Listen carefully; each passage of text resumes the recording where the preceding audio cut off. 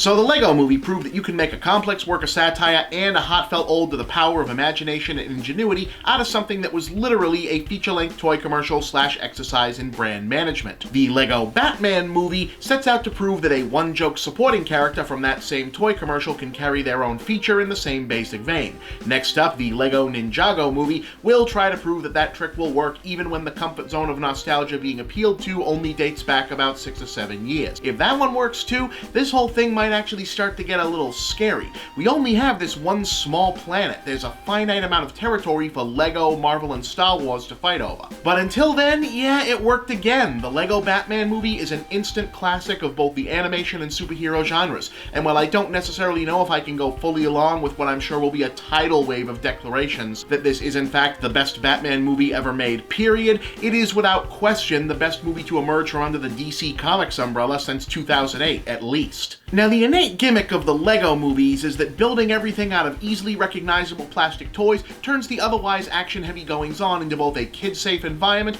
and a work of implicit satire. Taking place in a world where literally everything is made out of toys puts such an automatic layer of humorous distance between what's supposed to be going on and what we're actually seeing happen that a lot of time there doesn't even need to be a joke, i.e. that they're doing this thing or that thing but with Lego is actually funny enough on its own, which isn't to say they didn't bring any actual jokes as well, they most certainly have. But what's most interesting is that both the explicit and implicit satire are getting a solid majority of the material from what's essentially a, my apologies given that this is technically a kids movie, gigantic fuck you to the past 20 or so years of the broader Batman franchise. Granted, if you saw the Lego Movie, you already know that Will Arnett's Lego Batman himself was a brutal piss-take dressing down of the Frank Miller, Christopher Nolan, Zack Snyder, dark and brooding version of the character. But the broader story on display here ends up taking the form of a feature-length argument that Batman as a lone, grim Avenger is kind of a dull, played-out narrative, and that often ignored elements like Robin, Batgirl, and a sense of humor are more necessary than they've been given credit for by the last several years of movies.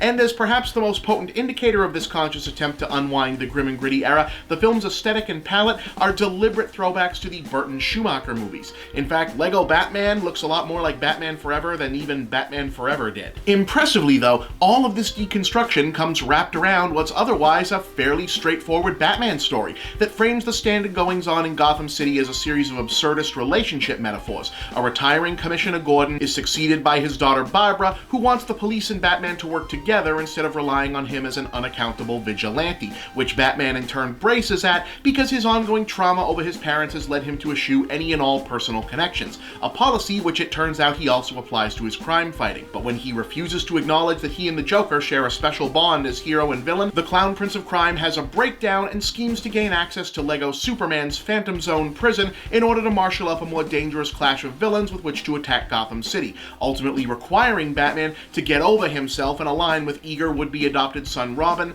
Barbara, and Alfred to finally save the day. As with the original Lego Movie, it all moves at a fairly rapid pace and piles on the gags and jokes and pop culture references from start to finish, maybe moving a little too fast for the adults in the audience, but probably exactly the right place for the target audience that actually feels like it's skewing a little younger than even the Lego Movie did. And while the humor at the expense of just how obnoxious the various incarnations of Batman being mocked here is pretty merciless, it also manages to reconceive Arnett's routine as a three-dimensional character we end up actually caring about. The various cameos and DC mythology deep cuts are all amusing and well-researched, and even the gags at the expense of well-worn targets like shark repellent and Robin's briefs take on an amusing originality. The only thing that doesn't feel quite as fresh, though, is most of the actual Lego stuff. To be sure, it's still fun to see all the toys moving around, but the Batman parody gags are so on point and there's so much material yet to be mined there, you almost feel a bit of the air go out of the proceedings every time we jump back into the master builder business or it's all made of toys gimmicks, especially in the finale. It's funny, but these are jokes we already did last time, and even the ultimate reveal of what Joker finds in the Phantom Zone is creative enough, but it can't help feel like an attempt to recapture the Lego Movie's big crossover-laden finale when I would have been fine with just more Batman gags. Still, this is absolutely the best Batman movie to come along in forever, no pun intended,